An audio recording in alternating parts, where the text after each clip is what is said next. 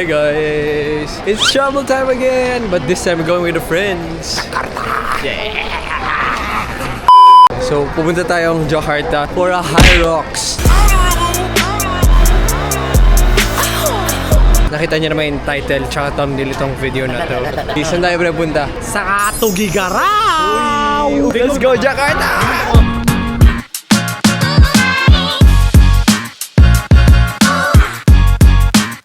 Hi guys, good morning. As you can see, wala mga friends ko. That's because I'm staying at a different hotel. So nag-stay ako dito sa Citadines. Actually, 2 days lang naman ako dito kasi I got to work with this hotel. So binigyan nila ako ng 2 nights worth of stay plus bed kasi, so sayang. They gave me this huge 1-bedroom executive suite. Tour ko sa inyo. So pagpasok mo ng room, makikita mo yung huge living area space nila dito. Then we got a common area, a kitchen, may panluto, we have yung mga cutleries dito, a microwave, a fridge, our own water dispenser. Tapos, we also get a huge TV here. Then, we have another room here to put my luggage. Tapos, ito yung restroom natin. We have our own laundry machine. We also have our own balcony, which is, wow! Wow! Jakarta! So then, for the final touch, we get our bedroom. Ayan, I think queen size bedroom to. Then we also have our own TV here. That's a little study area done. Cabinets and then a sliding door connecting to the CR. Grabe guys, oh my god, sobrang thankful ako. I'm really happy. Actually, this is my first hotel collaboration. So, comment naman kayo, congrats yan. And yeah, hopefully tuloy-tuloy pa tayo. Kasi after ito in Jakarta, we'll be going to Japan naman next. And then may hotel collaboration ulit tayo dun. Yeah, let's get the day started. Kikitain lang natin sila. Day 1 starts now. Okay, first order of business. Dito tayo sa Grand Indonesia Mall. Oh my god, ang daming kainan dito! Ang daming desserts! Buti na nga naka-carb load ako, so may excuse ako na kumain. Guys, kumain na ako ng cookies. Di ko na video. Sorry, masyado ako excited. Ato, i-video ko na to next, promise. Next, dito tayo. Yogurt. I'm gonna have yogurt. Cheers, guys.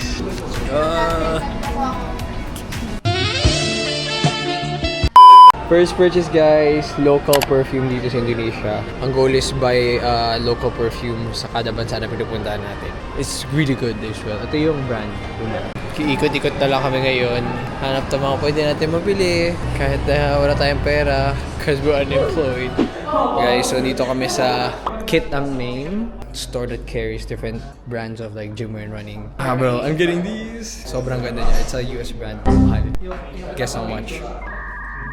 Bro, it's 4,000 pesos just for this. Bilhin na natin anything for a good fit. Ang ganda, ang dami pa dito mga gandang damit. As in, ang sobrang ganda pa ng material. As in, no?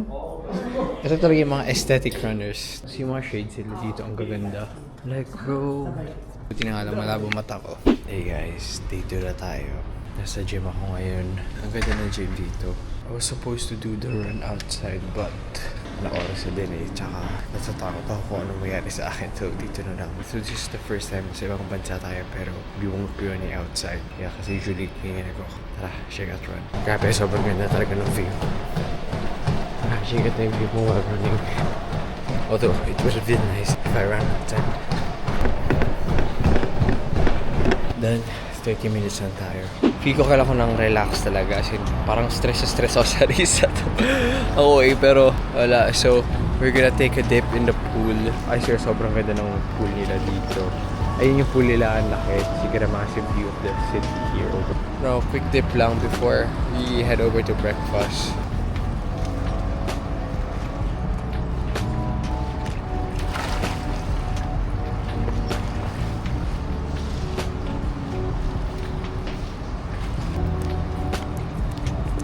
Kawalan nyo, hindi speaking okay, pero sobrang competitive ko kasing tao. Like, I don't know, ayoko nalalamangan. I've been training for 3 months just for this Hyrox. Kasi first Hyrox solo, open ko to. And I really wanna do good. Goal time ko is to hit sub 120. And I don't know if that's possible. Hindi naman stress, but hindi din naman ganun ka-consistent. Pero nag-diet din kasi ako ng 3 months na yun. So, I've lost weight. So, pumayat ako. Ang mali ko kasi doon is when you're training for Hyrox, dapat kumakain ka. as much as possible, huwag ka nasa deficit. Kasi nga, dapat yung food mo mag-keep up sa performance mo or sa workout mo. Ako, I was in a deficit noon. I was eating 1,600 calories, which is, Barbie yan siya. Late ko na siya na-realize and late ko na inayos yung nutrition ko. Let's hope na lang that we will do good tomorrow. Ay, okay. Breakfast na. 2 hours later. Guys, lumipat na tayo ng apartment. Downgrade. Okay naman. Maganda naman. So this is where we'll be staying. And then 3 rooms. And then this living room. And then... Okay. Yan, there's our view. Ito na lang pakita ko sa inyo. Ito lang yung maganda sa apartment na to eh. Guys, update. It's 3:47 PM na. Oh my god, sobrang lala ng traffic dito sa Jakarta. Nakarating na kami. Na-claim na namin yung race kit namin dito sa Puma. Are you excited, boys? Hell yeah, boy. Yeah, first High Rocks, motherfucker. Nag-check na kami dito ng mga merch and gusto ko bumili. Feel ko pag bumili ako, ma-feel bad ako na may binili ako dito so may binili din ako kahapon. Meron sila mga Hyrox exclusive merch dito. They will sell it tomorrow sa venue pa. So doon ako mamimili. Yan, yung mga ganito ang gusto ko. Gusto mo nakalagay na Hyrox para i-brand natin sila natin. Nasa nag-Hyrox siya. This is our first Hyrox solo here in Jakarta. 3 months. 3 months worth of workout. 3 months worth of diet. Waking up early. Just for this moment right here. Let that sink in, guys. Let it sink in. I got a photographer and videographer to help me with my Hyrox content. Guys, my name is Jem, so I will be the videographer of Simon today. Drop off ko muna yung gamit and then let's game time. Pinapa-vlog takeover tayo ni Simon, pre. What up, boy? Yan na, punta na kami sa guys, vlog takeover daw sabi ni Simon eh. Vlog takeover. Take over the world. Ayun, sabi ni Simon, vlog takeover eh. Hindi ko alam pang ilang beses ko na sinabi to, pero vlog takeover daw, sabi ni Simon.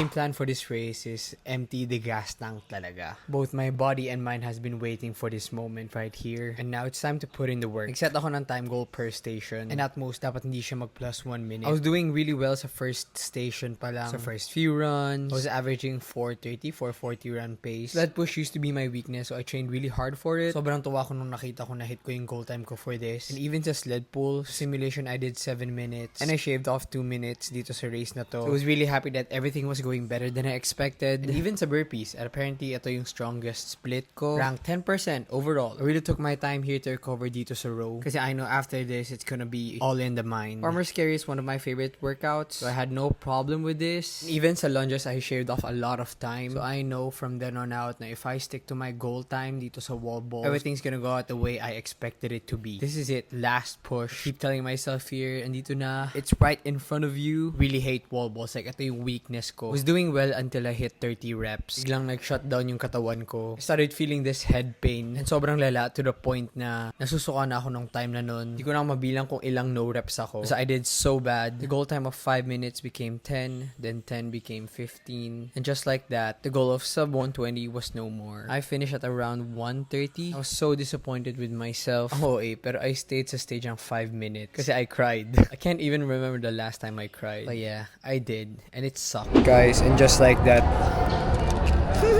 okay sana yung time ko. I did better dun compared dun sa simulation. Sa wall balls na ubus ako. Nag-shutdown na yung katawan ko. Nag-blurred na yung paningin ko. Tapos sobrang hilo at suka na ako. After ng race, diniretso ako sa medic. Kasi ang putla ko na daw. So apparently low blood sugar na ako. Tapos pinainom agad ako ng electrolytes. Nag-stay ako na matagal dun sa medic booth nila kasi yun na. They had to monitor me. I'm really harsh sa sarili ko and ewan, parang feel ko hindi ko deserve mag-celeb, mga ganun. Sinagad ko naman sarili ko at least wala akong pagsisisi. Wala naman pagsisisi kasi sagad na sagad talaga. I hope sa next race I can do better. Bawit tayo guys next time. Deads. Grabe guys, that took a toll on us. Tomorrow's the last day, so susulitin na din namin. Alright, see you tomorrow. Last day guys.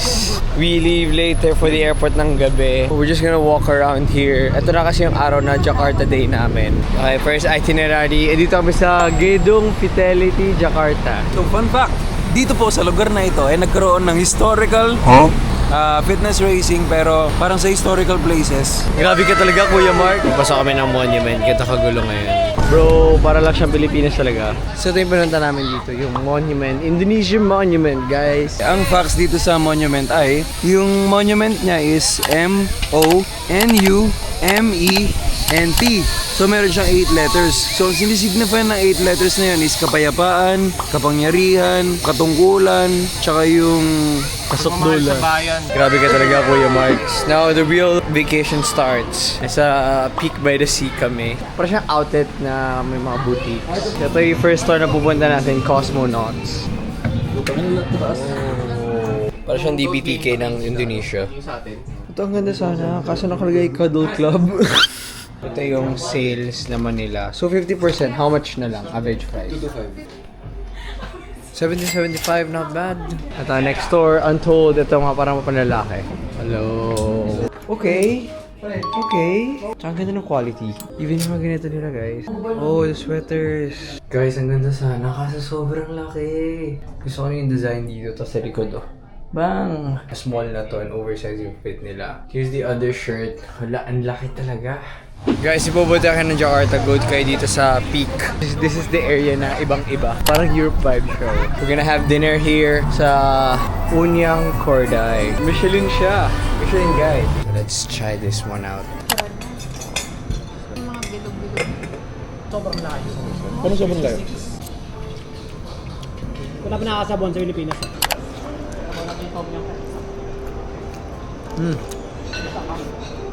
Ah, my God, guys. Nauwi na tayo, hindi na ako naka-vlog. I was so tired. Sobrang sore ng katawan ko. My upper and lower back hurts like hell.